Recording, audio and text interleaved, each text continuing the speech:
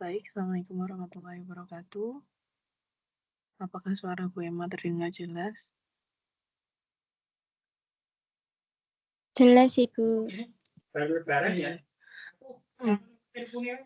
Sambil menunggu yang lain, kita mulai saja karena ini direkam nanti bisa mengikuti, yang tinggal bisa mengikuti rekamannya.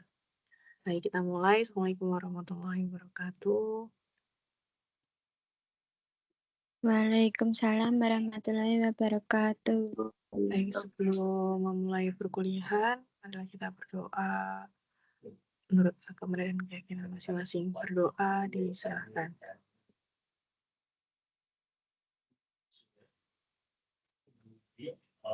Berdoa selesai. Baik teman-teman, ini saya gabung ya dari kelas 01 sampai 04. Jadi nanti yang tidak bisa mengikuti perkuliahan pada hari ini, silakan bisa menyimak melalui video yang kami unggah nanti di YouTube. Gitu. Baik, ini adalah materi terakhir terkait tentang luas dan keliling dari bangun datar. Kemarin kan sudah membahas tentang segitiga, persegi, persegi panjang. Kemudian ada yang sudah saya jelaskan sampai trapesium. Baik, sekarang kita lanjutkan saja. Ya, yang forum PPG nggak tidak sharing-sharingannya kan. Apakah berbagi layar saya sudah terlihat? Ini mah rapat Sudah, Ibu. Sudah. Pindah rapat pembagian kuota. Sudah. Bisa Baik. menentukan jumlah kuota yang Kita langsung membahas tentang trapesium. Mungkin ada beberapa kelas yang sudah saya jelaskan tentang trapesium, tapi akan saya ulangi lagi tentang trapesium. Baik, trapesium adalah salah satu bangun datar yang mana di sini kita bisa melihat beberapa benda atau bentuk trapesium yang ada di sekitar kita, seperti meja, ada atap rumah, dan lain sebagainya. Nah, contoh trapesium yang pertama, di sini ada trapesium A, B, C, D. Nah, di sini ini merupakan trapesium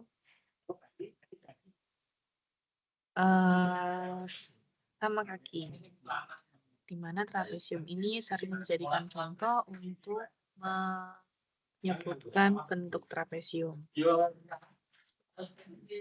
Nah, selain trapesium sama kaki, ada beberapa jenis trapesium lain. Yang pertama adalah nomor 1, trapesium sebarang. Kemudian yang ketiga adalah trapesium siku-siku. Kita bisa melihat dari ini. Berikutnya terkait dengan karakteristik trapesium memiliki 4 sisi dan 4 titik sudut, yaitu ABCD atau yang lainnya. Memiliki sepasang sisi yang sejajar tetapi tidak sama panjang. Jumlah sisi sejajar ini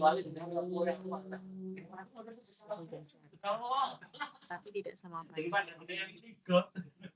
Kemudian jumlah sudut yang berdekatan antar dua sisi saja 180 derajat dan memiliki satu simetri lipat dan satu simetri, terutama terhadap trapesium sama kaki. Kemudian bagaimana cara menemukan rumus keliling trapesium? Baik. Mungkin sudah ada beberapa yang saya jelaskan terkait dengan keliling. Keliling itu berkaitan dengan konsep bahwa keliling itu adalah posisinya adalah di tepi-tepinya dari suatu hal yang kita sedang hitung kelilingnya. Jadi karena di sini bentuknya adalah trapesium sama kaki, kemudian di sini juga sudah ada contohnya seperti ada A, B, C, dan D. Kelilingnya bisa dirumuskan bahwa keliling trapesium adalah C ditambah B ditambah A dan D. Ini untuk trapesium sama kaki.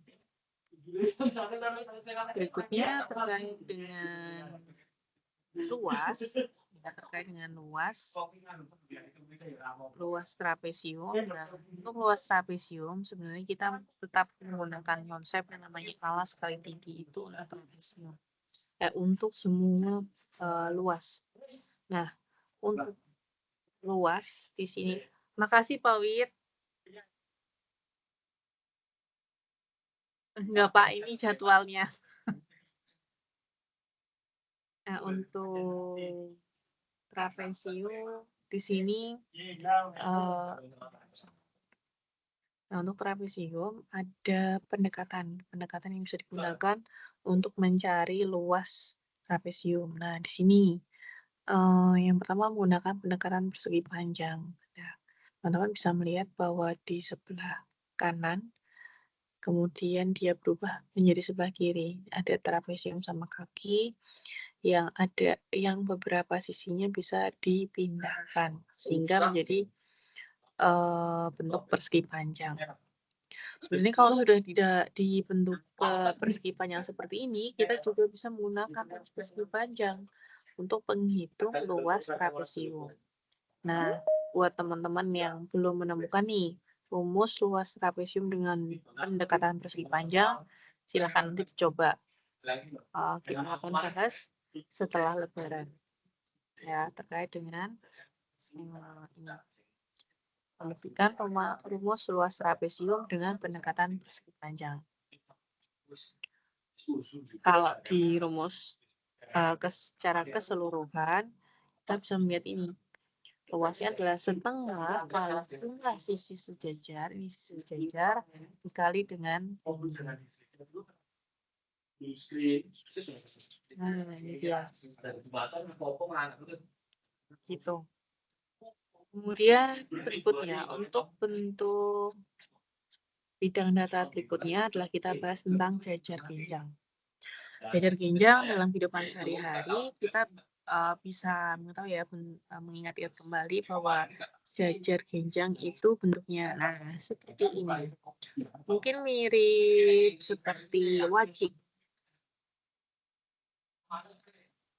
atau bentuk yang lainnya ya, nanti bisa dicari di sekitar kehidupan sehari-hari teman-teman terkait dengan bentuk jajar genjang. Sebagai contoh, ketika nanti menyampaikan konsep tentang jajar genjang dengan teman di sekolah dasar. Baik, di sini ada bentuk jajar genjang A, B, C, D. Nah, kemudian terkait dengan bagaimana karakteristik dari jajar genjang, kita lihat dulu dari pengertiannya. Jajar genjang adalah segi 4, jadi termasuk dari segi 4 dengan sisi yang berhadapan sama panjang dan sejajar, serta sudut-sudut yang berhadapan sama besar. Jadi di sini kita tegaskan bahwa termasuk segi 4, sisinya yang berhadapan sama panjang dan sejajar, serta sudutnya yang berhadapan sama besar. Dan untuk sifat-sifatnya terkait dengan jajar genjang, tadi ada sisi yang berhadapan sama panjang, sudut yang berhadapan sama besar, dan jumlah sudut yang berhadapan dalam jajar genjang adalah 180 derajat. Nah, sekarang bagaimana mencari rumus keliling jajar genjang? Sama seperti konsep sebelumnya bahwa jajar genjang itu tetap memiliki tepi. Nah, kita bisa melihat tepi-tepinya nih. Kita turunkan. Nah,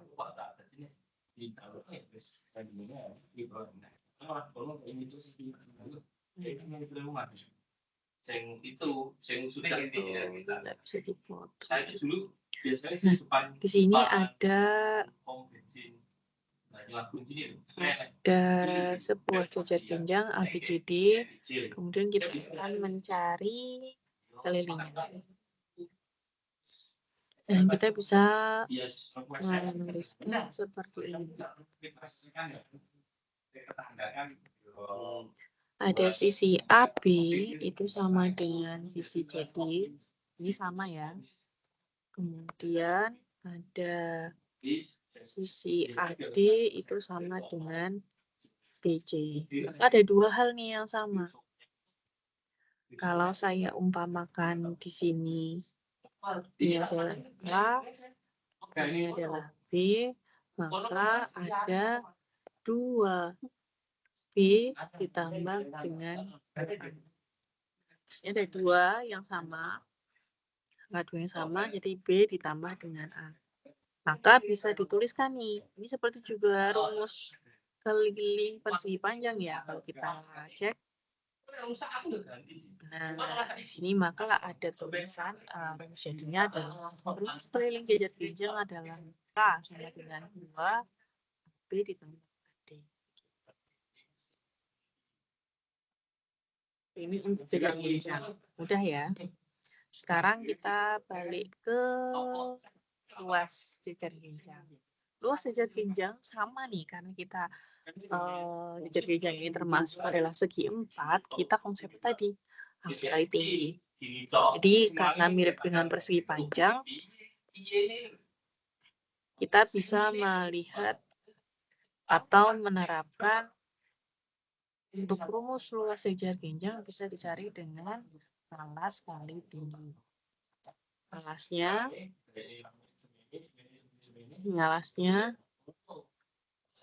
kemudian ini adalah tingginya. Atau kalau mau dibuat menggunakan pendekatan persegi panjang juga bisa. Nah, ini untuk tugas yang pertama ya. Silakan buktikan rumus luas jajar genjang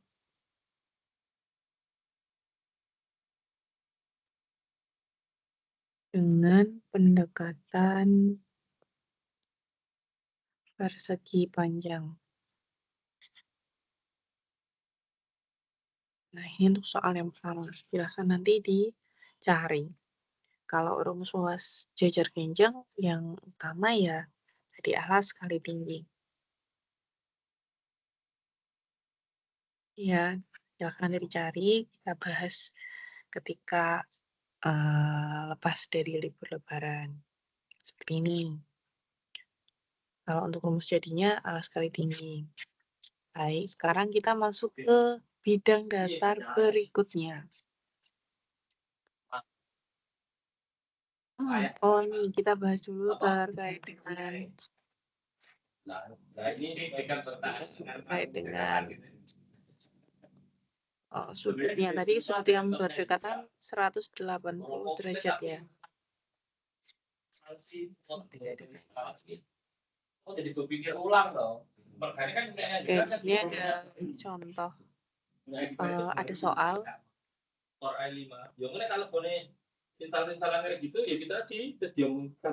Silakan nanti bisa dikerjakan bagian yang saya lingkari.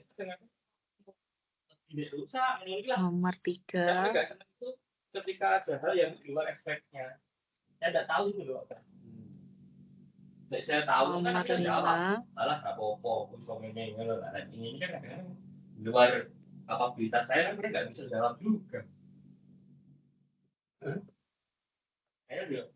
Dan nomor 2. Saya ulangi ya. Ditambah tadi soal nomor 1. 1 yang membuktikan. Soal nomor 2. Kemudian soal nomor 3. Silakan bisa di screenshot. Kemudian soal nomor 5. Sudah?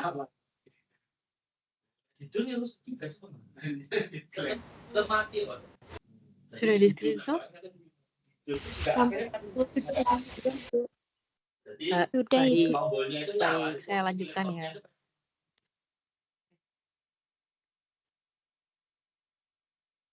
Baik, berikutnya adalah tentang belah ketupat. Belah ketupat, wah ini mendekati lebaran erat sekali nih kaitannya dengan belah ketupat atau yang contoh mudahnya adalah ketupat. Nah, di sini untuk ketupat untuk belah ketupat contoh yang mudah adalah misalnya di sini ada tanda lalu lintas. Kemudian ketupat itu sendiri dan yang lainnya. Jadi belah ketupat ini juga termasuk kalau dilihat dari karakteristiknya termasuk segi 4. Mirip dengan persegi ya, hanya diputar. Jadi dia diberi nama belah ketupat. Jadi kita lihat karakteristiknya. Belah ketupat adalah segi 4 dengan sisi yang berhadapan sejajar, keempat sisinya sama panjang dan sudutnya juga sama besar untuk yang berhadapan.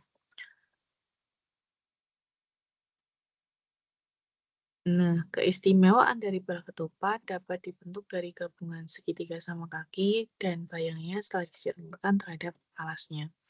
Ya, jadi belah ketupat ini sama aja perpaduan dua segitiga sama kaki. Untuk sifat-sifat belah ketupat, semua sisinya sama panjang, diagonal-diagonal belah ketupat menjadi sebuah simetri, kemudian kedua diagonalnya saling berpotongan tegak lurus dan saling membagi dua sama panjang. Kemudian untuk sudut-sudut yang berhadapan sama besar dan dibagi dua sama besar oleh diagonalnya.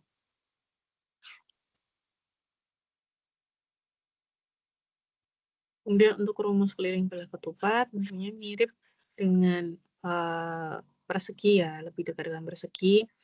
Jadi bisa dikatakan karena ini semua sisinya sama, kelilingnya adalah S ditambah S ditambah S ditambah S, atau sama dengan keliling 4S, kelilingnya adalah 4S untuk belah ketupat. Kemudian untuk luasnya, nah luasnya juga sama dengan persegi. Bedanya, di sini karena ada unsur diagonal maka dibutuhkan, untuk mencari luas. Di sini untuk rumusnya adalah setengah kali diagonal 1 dikali dengan diagonal 2. Sebenarnya ini mirip dengan persegi, coba nanti, dibedah pasti sama. Karena di sini kita menggunakan diagonal, biasanya yang diketahui itu adalah diagonalnya teman-teman. Jadi kita menggunakan, rumus untuk luasnya setengah kali diagonal 1 dikali dengan diagonal 2. Ini semua sisinya sama panjang ya. Berikutnya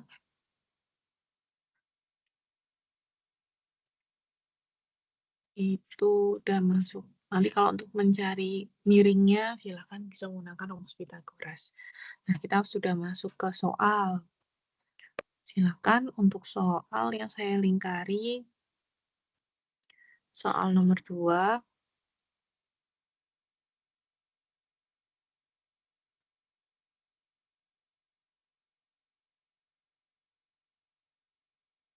Soal nomor 4. Sudah di screenshot? Sudah, Bu. Berikutnya. Nah, soal nomor 5.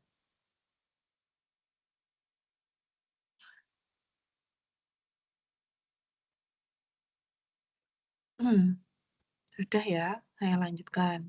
Baik. Nanti ditambahkan dengan soal yang sebelumnya.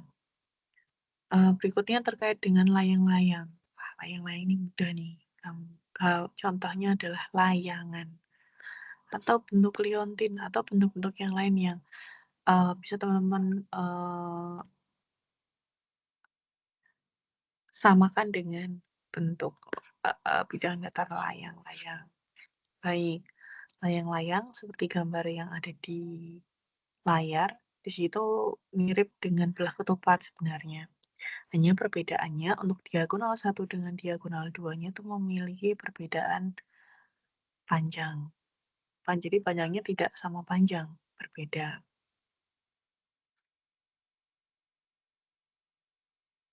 Nah, bagaimana untuk mencari untuk ini dulu karakteristik dari layang-layang. Layang-layang juga termasuk adalah bagian dari segi empat yang setiap pasang sisinya sama panjang dan sepasang sudut yang berhadapan sama besar. Layang-layang juga merupakan segi empat yang terdiri dari dua segitiga sama kaki yang alasnya sama panjang dan saling berimpit. Jadi itu ada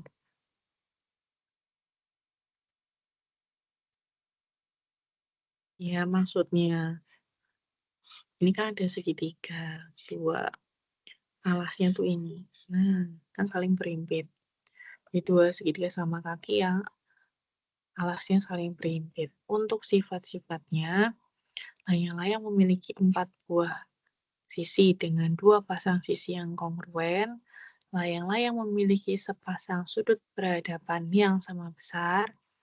Kemudian salah satu diagonal layang-layang merupakan sumbu simetri dan salah satu diagonal layang-layang membagi dua sama panjang dan tegak lurus terhadap diagonalnya. Ini mirip dengan belah ketupat. Terkait untuk mencari keliling, rumus keliling layang-layang, bisa menggunakan ilustrasi berikut, di mana kita ketahui ya konsep bahwa dari keliling itu adalah tepi-tepinya, maka di sini bisa dilihat kalau di sini ada S-nya ada 2 ya anggap nih S1 tambah S1 tambah S2 tambah S2 yang sama kita jumlahkan yang sama kita keluarkan. Nah, maka muncul bahwa untuk rumus keliling dari layang-layang yaitu 2 kali sisi yang pendek ditambah sisi yang panjang. Begitu. Kemudian untuk luasnya. Nah, luasnya ini mirip dengan belah ketupat, yaitu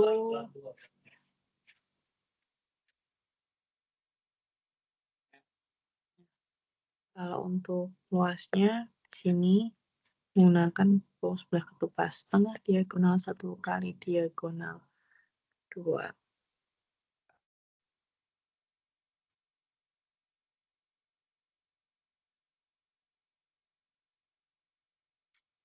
Nah, di sini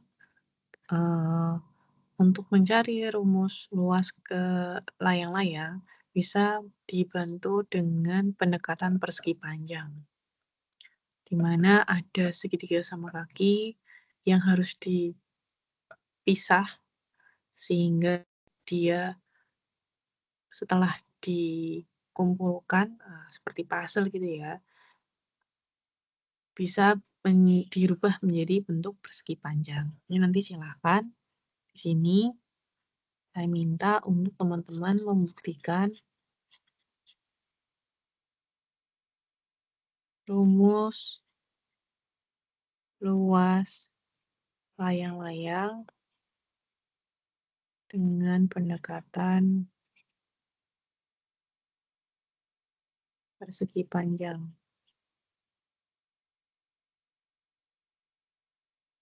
Gitu. Nanti dikerjakan. Kemudian untuk bidang data berikutnya, sepertinya setelah ini adalah soal. Nah, betul soal. Silakan, soal nomor 2.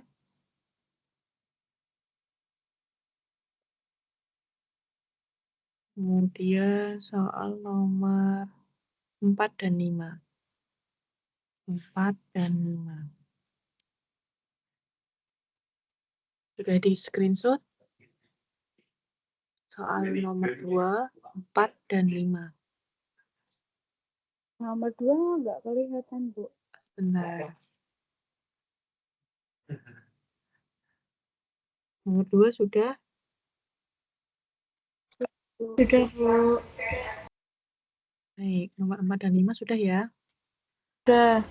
Baik, ini yang terakhir nih sepertinya. Lingkaran, membahas tentang lingkaran. Banyak contoh-contoh dalam kehidupan sehari-hari yang berbentuk lingkaran. Ada roda, ada jam, mungkin DVD, koin paling dekat, dan lain sebagainya. Baik, sebelumnya dulu di awal kita, belum nih ya, itu di mata kuliah geometri dan pengukuran. Jadi di lingkaran, ini mata kuliah geometri dan pengukuran. Iya, jadi sebelumnya kita pernah belajar tentang unsur-unsur yang ada di dalam lingkaran. Ada diameter, ada juring, ada jari-jari, ada tembereng, dan lain sebagainya. Nah, itu bagian dari lingkaran. Tapi di sini kita akan membahas tentang keliling lingkaran. Lingkaran, sebelumnya kita bahas dulu karakteristiknya. Lingkaran adalah bangun datar di mana setiap titik-titik pada kelilingnya mempunyai jarak yang sama dari pusatnya. Jaraknya disebut sebagai jari-jari lingkaran, sedangkan ruas yang melintasi pusat dari suatu titik keliling ke satu titik keliling lain disebut dengan diameter.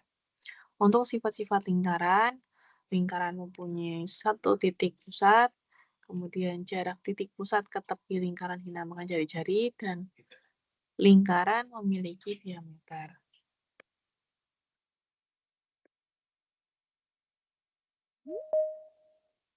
Berikutnya, bagaimana untuk menemukan rumus keliling lingkaran? Ada yang masih ingat? Sebenarnya ada percobaan yang bisa dilakukan untuk menemukan rumus keliling lingkaran dengan mengukur beberapa keliling dari benda-benda yang berbentuk lingkaran di sekitar kita. Yang pertama adalah kita mencari kelilingnya, kemudian diameternya mencari panjangnya ya, bagian tengah tersebut. Nanti akan ketemu tuh K per D-nya. K per D. Untuk mendapatkan nilai Pi. Nilai Pi sebenarnya tidak pas 3,14. Coba nanti kalau di kalkulator.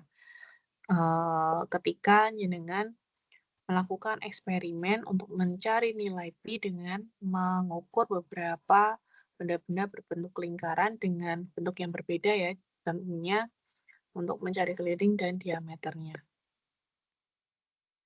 Nah, untuk keliling lingkaran yang pertama, jika dia menggunakan diameter, untuk kelilingnya adalah Pi kali D. Jika dia menggunakan R atau jari-jari, maka kelilingnya adalah 2 kali Pi dikali R. Karena D itu ada, D sama dengan 2R. Jadi posisi D itu diubah atau diubah dengan 2R. Sehingga untuk mencari keliling lingkaran ada 2 versi.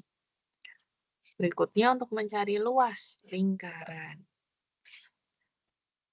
Untuk beberapa contoh soal nih, contoh soal untuk terkait dengan keliling lingkaran, misalnya mencari katanya dengan roda berputar sebanyak berapa kali, seperti itu.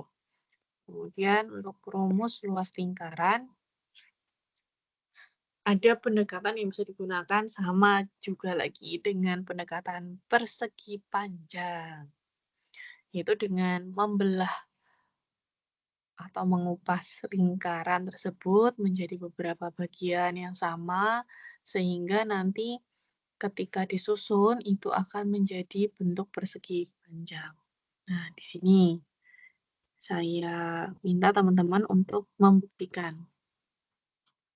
Buktikan rumus luas lingkaran dengan pendekatan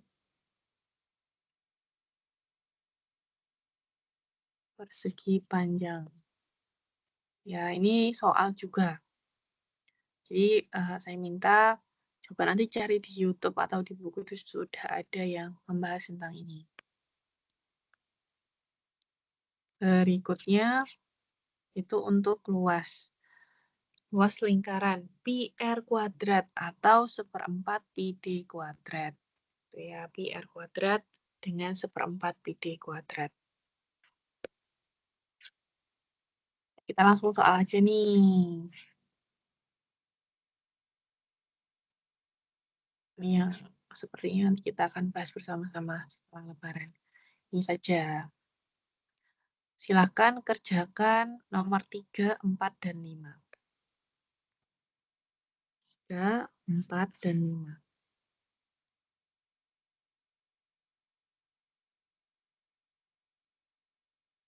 Sudah di screenshot? Sudah, Bu. Baik.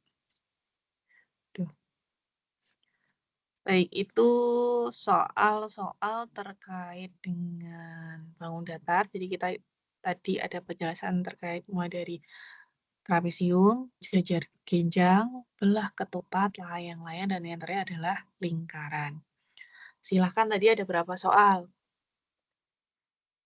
Oh iya, berapa ya? 3,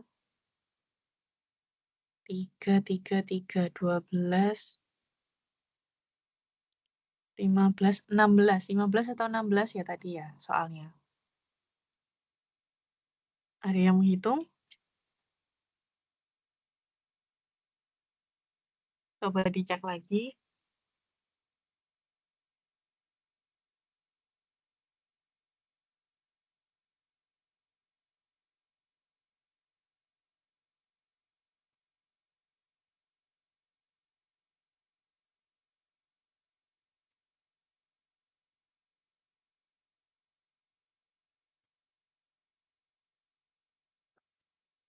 Ada berapa soalnya, Mbak? Ada 16, Ibu. Oke, baik, ada 16. Ya, silahkan nanti dikerjakan sambil menunggu berbuka puasa menjelang Lebaran. Bisa dikumpulkan paling lambat besok hari Kamis ya. Hari Kamis, tapi pagi dikumpulkannya jam 10 pagi. Kalau terlalu lama nanti lama-lama malas untuk mengerjakan. Jadi silakan dikerjakan sambil menunggu berbuka, anggap aja itu sebagai tantangan untuk menyelesaikan. Jadi untuk rumus-rumus keliling, kemudian rumus luas, silakan dibuat tabel sendiri supaya memudahkan untuk diingat-ingat. Kemudian terkait dengan pembuktian, khususnya untuk luas, silakan bisa buat rangkuman sendiri. Jadi ketika nanti menjelaskan terkait dengan luas beberapa bidang datar yang tadi sudah dijelaskan, teman-teman bisa menjelaskan ulang ketika di sekolahan, gitu. Jadi untuk mengajarkan luas, khususnya bidang datar, tidak langsung menggunakan rumus, tapi bisa menggunakan pendekatan induktif terlebih dahulu. Jadi mencoba untuk mencari menggunakan pendekatan bidang datar yang lain, gitu. Sebenarnya ada beberapa pendekatan yang digunakan selain menggunakan pendekatan persegi panjang. Nah, tapi di sini cukup, teman-teman menggunakan pendekatan persegi panjang terlebih dahulu, kemudian jika ingin mengeksplor dengan menggunakan pendekatan bidang datar yang lain dipersilahkan. Tapi setidaknya di catatan jenengan ada cara yang bisa dijelaskan ketika nanti dengan mengajar di sekolah dasar, gitu. Baik teman-teman, sampai di sini apakah ada pertanyaan?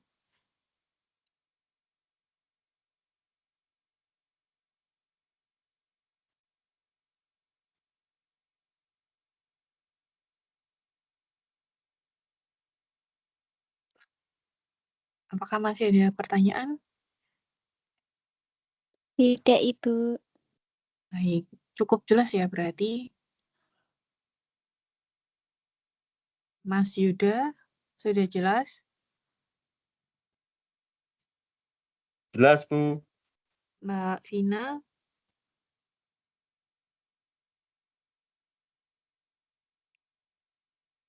Mbak Vina? Oh, Mbak Destiva. Mbak Destiva ada?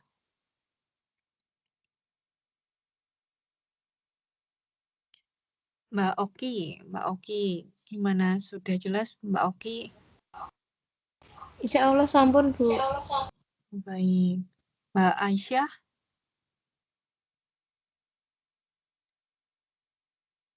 Halo Mbak Aisyah. Jelas, Ibu. Baik. Terima kasih teman-teman. Ini hanya mengulang kembali atau recall ya materi di SD, SMP yang sudah pernah didapatkan. Jadi ini termasuk mudah, hanya kita membantu untuk mengulang kembali, memanggil kembali pengetahuan yang pernah teman-teman dapatkan sebelumnya. Kemudian aplikasinya nih ketika mengerjakan soal sambil mengingat-ingat kembali. Kuncinya untuk matematika biar cepat ingat adalah sering-sering latihan soal, gitu. Apalagi nanti kalau sudah pegang olimpiade di sekolah masing-masing tempat teman-teman mengajar, itu akan mendapatkan tantangan yang lebih banyak lagi. Mungkin dari Ibu Emma itu saja, nanti untuk rekamannya saya akan bagikan ke page-nya masing-masing. Silakan bagi yang ingin mengulas kembali, bisa dari hasil rekaman di pertemuan hari ini. Mohon maaf lahir batin dari Bu Emma. Selamat berlibur menjelang Lebaran. Sampai ketemu lagi pasca Lebaran setelah liburan dengan pertemuan kita membahas latihan soal, kemudian UTS teman-teman itu akan terjadwal mulai tanggal 21 April.